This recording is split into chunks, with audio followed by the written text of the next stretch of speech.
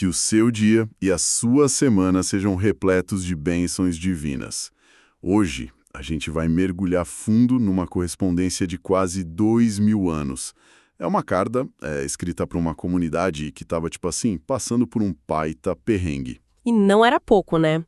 A gente está falando de perseguição, de pressão, de muita incerteza. Exato. E mesmo assim, a mensagem que eles receberam não era de desespero. Pelo contrário, era de uma resiliência, assim, impressionante. É isso mesmo. Nós vamos explorar o primeiro capítulo da segunda carta aos Tessalonicenses. As nossas fontes são basicamente comentários bíblicos que analisam esse texto do apóstolo Paulo e seus companheiros Silvano e Timóteo. E eles estavam escrevendo para uma igreja bem jovem, né? Lá no norte da Grécia. Exatamente. Uma comunidade que estava sofrendo muito por causa da fé que eles tinham. E investigar o DNA dessa resiliência, de onde essa galera tirava força. Porque não era só uma questão de, aguenta firme. Não. As fontes mostram que eles estavam, na verdade, crescendo no meio do caos. É isso. A gente quer entender como isso era possível e, claro, que lições práticas essa história tão antiga pode oferecer pra gente hoje. Então vamos lá. A carta começa com uma saudação que, à primeira vista, parece bem padrão, né? Graça e paz. Mas tem uma frasezinha antes que os comentaristas dizem que é a chave de tudo. Sim, a frase "A Igreja dos Tessalonicenses, em Deus nosso Pai e no Senhor Jesus Cristo". Essa preposição "em" parece tão pequena, mas pelo visto é um universo de significado, não é? É o ponto de partida de toda a lógica da carta. O fascinante aqui, como as fontes destacam, é que essa linguagem de estar em uma divindade era tipo exclusiva do cristianismo primitivo. Como assim exclusiva? Nenhuma outra religião ou filosofia da época falava nesses termos. Não era uma localização, tipo estar em Roma. Era uma união de identidade, sabe? Uma conexão vital. Ah, entendi. É quase como uma cidadania. Tipo, a sua segurança física podia estar em risco, mas a sua identidade fundamental, sua cidadania espiritual, essa estava segura em Deus. Exato. Ninguém podia tirar isso deles. Não importava o quão hostil o mundo fosse, a posição deles diante de Deus estava segura, inalterada. Era a âncora. E é a partir daí que vem o desejo de graça e paz. Isso. E não são palavras jogadas ao vento, de jeito nenhum. Certo, porque hoje a gente usa essas palavras de forma bem casual, mas para eles, as fontes dizem que eram, assim, carregadas de significado. Exatamente. Graça, charis, em grego, é descrita como o favor radicalmente imerecido de Deus. Pensa bem, não é só um presente. É mais do que isso. É Deus dando às pessoas o oposto do que elas mereciam, por causa de Cristo. Em vez de julgamento, recebiam vida. Isso subvertia toda a lógica romana de mérito, né?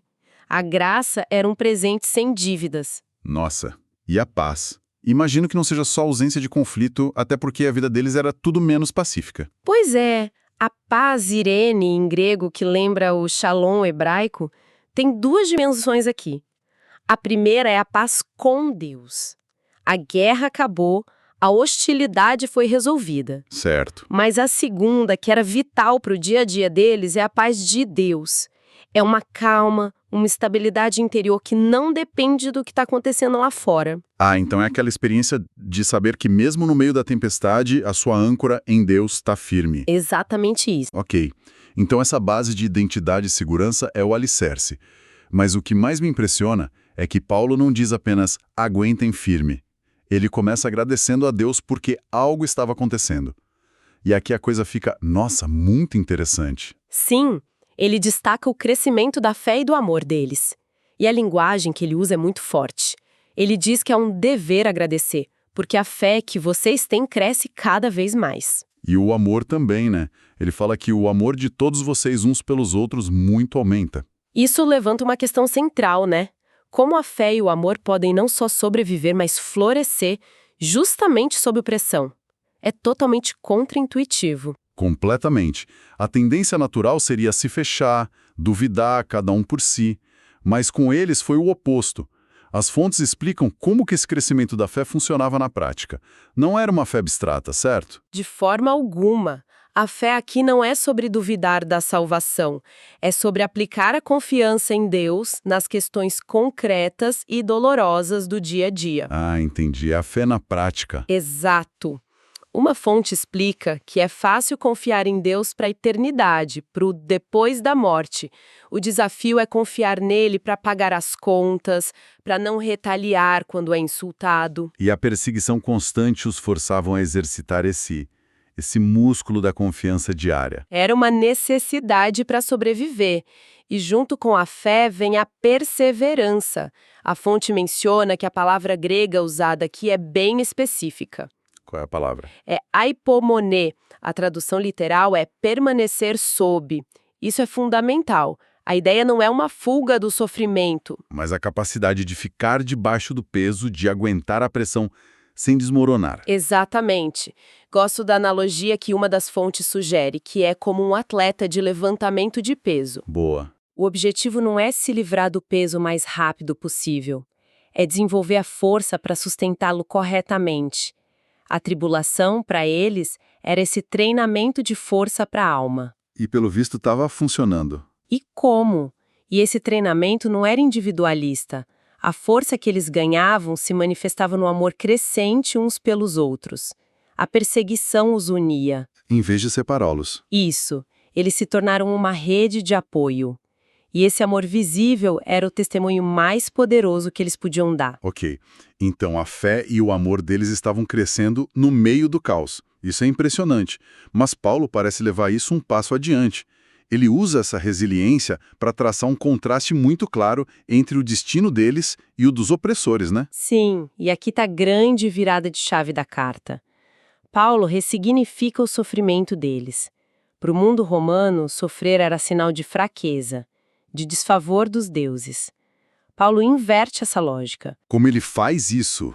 Ele diz que o sofrimento deles é, paradoxalmente, prova do justo juízo de Deus e o resultado é que eles sejam considerados dignos do reino de Deus. Nossa, que inversão de perspectiva. A dificuldade se torna a evidência do destino glorioso deles. Precisamente, uma das fontes resume isso de forma muito impactante.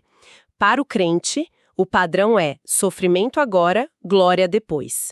Para o mundo que o rejeita, o padrão é o oposto. Prazer agora, julgamento depois. Tem uma frase de um comentarista que é muito forte sobre isso, né? Tem. Ele diz: este mundo é o único céu que o perdido conhecerá e o único inferno que o cristão experimentará. Essa perspectiva mudava tudo. O sofrimento deles não era sem sentido. Era antes sala da glória. E a carta descreve a outra ponta desse contraste, o julgamento dos perseguidores, com uma linguagem bem forte, fala em chamas flamejantes e eterna destruição. A linguagem é forte, sim, e o objetivo é transmitir a seriedade da justiça divina. Os comentaristas apontam que o julgamento tem dois alvos específicos: os que não conhecem a Deus e os que não obedecem o Evangelho. E tem uma diferença entre os dois grupos. Sim, é sutil, mas é importante. Os que não conhecem a Deus é entendido como se referindo aos pagãos que talvez nunca tenham ouvido o Evangelho de forma clara, mas que rejeitaram a revelação de Deus que tinham na natureza, na consciência. Certo. E o outro grupo? Os que não obedecem o Evangelho são aqueles que ouviram a mensagem explicitamente e a rejeitaram de forma deliberada. O julgamento é proporcional à luz que cada um recebeu. Entendi a distinção. Mas para quem ouve, a linguagem de chamas flamejantes ainda soa muito literal, muito assustadora. As fontes chegam a discutir se isso é uma metáfora ou se deve ser entendido literalmente. Ótima pergunta. E olha, os comentaristas debatem isso há séculos. A maioria das fontes que a gente analisou tende a ver a linguagem do fogo como uma imagem bíblica padrão para a intensidade do julgamento divino. Então o foco não é tanto o fogo em si. Exato. O foco principal do texto está no resultado, que é a eterna destruição, banidos da face do Senhor. A palavra destruição aqui não significa aniquilação, como deixar de existir. O termo grego sugere ruína. Ruína. Sim, A essência do inferno, segundo essa interpretação, é uma separação consciente, definitiva e angustiante da presença de Deus, que é a fonte de toda a vida e alegria. E para dar mais contexto, as fontes também fazem uma distinção técnica mais importante entre o arrebatamento e a segunda vinda. Sim, e essa distinção é chave para a teologia que Paulo está construindo. Resumidamente, o arrebatamento é visto como a vinda de Cristo para a sua igreja quando ele a encontra nos ares. É um evento de resgate. E a segunda vinda? A segunda vinda é a vinda de Cristo com a sua igreja, quando ele retorna visivelmente à terra para julgar e estabelecer seu reino. Ok. Então, o julgamento com as chamas flamejantes que ele descreve aqui aconteceria na segunda vinda. É o que os comentaristas argumentam. Sim, é quando a justiça de Deus será publicamente manifestada ao mundo. Depois de pintar esse quadro cósmico de justiça e glória futuras, Paulo faz algo muito interessante.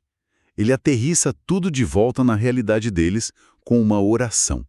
Ele diz, conscientes disso, oramos constantemente por vocês. Exato. Para Paulo, a profecia nunca era só para satisfazer a curiosidade, sabe?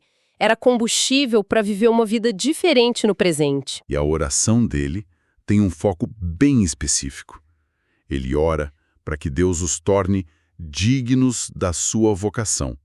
Mas espera aí, Diga. se a perseverança deles já era uma prova de que eram dignos, como a gente viu antes, isso não entra em conflito com a ideia de graça imerecida do começo? Parece que eles precisam merecer algo, afinal. Essa é a tensão perfeita a ser notada. E as fontes são unânimes. Tornar-se digno aqui não tem nada a ver com merecer a salvação. A salvação é sempre pela graça. Então, o que significa? A ideia é viver de uma maneira que seja condizente com o chamado que receberam. É como se alguém ganhasse um prêmio Nobel. A pessoa não trabalha para ganhar o prêmio que já recebeu. Ela passa a viver de uma forma que honra aquele prêmio. Ah, entendi. Viver à altura do chamado, não para obter o chamado. Exatamente. Ele ora para que a vida diária dele seja um reflexo da identidade gloriosa que já lhes foi dada em Cristo. E ele continua orando para que Deus, pelo seu poder, cumpra todo o propósito de bondade e toda a obra de fé. Parece que a responsabilidade não é só deles. De forma alguma, e tem um detalhe aqui, Paulo não diz parabéns pela sua fé. Ele diz, devemos agradecer a Deus pela sua fé. A força motriz por trás do crescimento deles é sempre de Deus, é uma parceria. E o objetivo final de toda essa parceria, de todo o sofrimento, é que o nome de nosso Senhor Jesus seja glorificado em vocês e vocês nele. O que significa glorificar o nome de Jesus no dia a dia? Uma das fontes usa uma analogia belíssima. O Salmo 19 diz que os céus declaram a glória de Deus. Como? Eles não falam, eles simplesmente existem manifestando o poder e a beleza do seu Criador. E os cristãos fariam o mesmo, mas com a vida deles. Isso. A maneira como os tessalonicenses suportavam o sofrimento com fé e amor era um testemunho. A vida deles declarava que o Deus deles era real, bom e poderoso. E a parte final, e vocês nele? Essa é a reciprocidade da união que a gente viu lá no início. Ao viverem para a glória de Cristo, eles também participam dessa glória. Não é uma via de mão única. A honra de Cristo se reflete neles. É uma união profunda. Recapitulando tudo, então, o que a gente vê aqui é o retrato de uma comunidade que, sob uma pressão que poderia ter esmagado, não só sobreviveu, mas... prosperou. A fé e o amor se intensificaram. Exatamente. E o catalisador para essa transformação foi a perspectiva. A certeza da justiça e da glória futuras deu um novo significado para o sofrimento presente. Deixou de ser um sinal de abandono? E passou a ser a prova da vocação deles, um prelúdio da vindicação final de Deus. O futuro deles redefiniu o presente. No fim das contas, isso nos deixa com uma provocação para pensar. A gente talvez não enfrente o mesmo tipo de perseguição, mas todos nós temos nossas pressões, nossas dificuldades. Sem dúvida. E a pergunta que fica é, de que maneira a nossa perspectiva sobre o futuro, seja ela qual for, está moldando a forma como a gente enfrenta as dificuldades e se relaciona com as pessoas hoje? Deus abençoe todos os ouvintes.